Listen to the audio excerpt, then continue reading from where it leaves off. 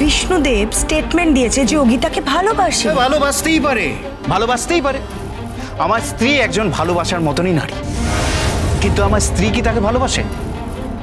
না, I don't think so. আমার স্ত্রী শুধু আমাকে ভালোবাসে কারণ ও আমার স্ত্রী।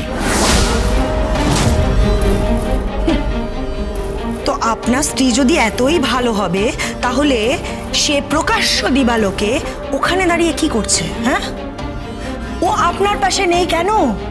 ও কেন একজন পরপুরুষের কাছে রয়েছে? সরি, কোনো পুরুষের পাশে না, একজন ক্লায়েন্টের পাশে আছে। ও একজন অ্যাডভোকেট। অ্যাডভোকেট? অ্যাডভোকেট আর ক্লায়েন্ট তো কোর্টে দেখা হবে, না হলে তাদের চেম্বারে দেখা হবে। ওরা কোথায় দেখা করবে that's none of your business madam. নিজের সীমার মধ্যে থাকুন। আপনি অদ্ভুত তো। আপনি কেন বিশ্বাস করতে চাইছেন না বলুন তো? কারণ ভালোবাসি বলে। জীবনে কখনো কাউকে ভালোবেসেছেন? আপনিও তো একজন নারী, নিশ্চয়ই ভালোবেসেছেন।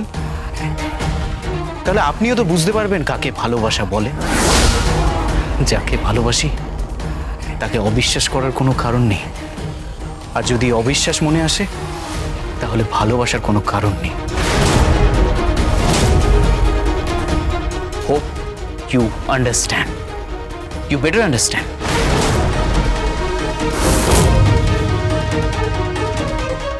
স্বস্তিক, স্বস্তিক, একবার আমার কথাটা শুনুন, একটু বোঝার চেষ্টা করুন আমি কি বলছি। আর কোনো কথা নয়, আর কোনো কথা আমি শুনতে চাই না, অনেক হয়েছে। আর গীতার বিরুদ্ধে একটাও আমি কথা শুনতে চাই না। আপনি গীতার বিরুদ্ধে আমার মন বিষিয়ে দিচ্ছেন, তাই না? তাতে কোনো লাভ হবে না।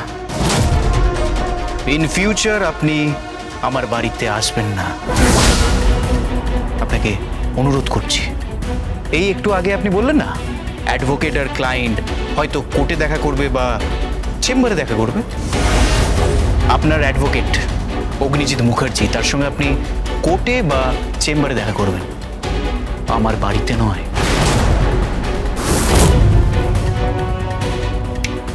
আপনাকে আমি ওয়ার্ন করলাম।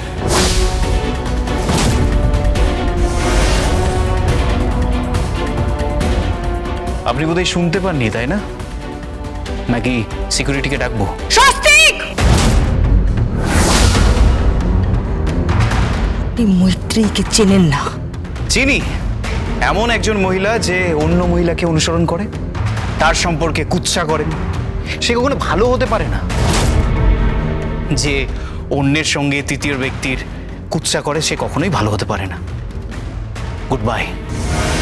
ওকে, আমিও দেখে নেব আপনাকে। এটা কোর্টে প্রমাণ হয়ে যাবে যে এটা কত বড় কেচ্ছা, কত বড় প্রেমের উপাখ্যান।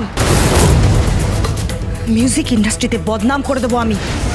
বিষ্ণুদেব আমার ছেলেকে খুন করেছে, ওকে আমি অনুসরণ করব, 100 বার করব, নরক অবধি করব।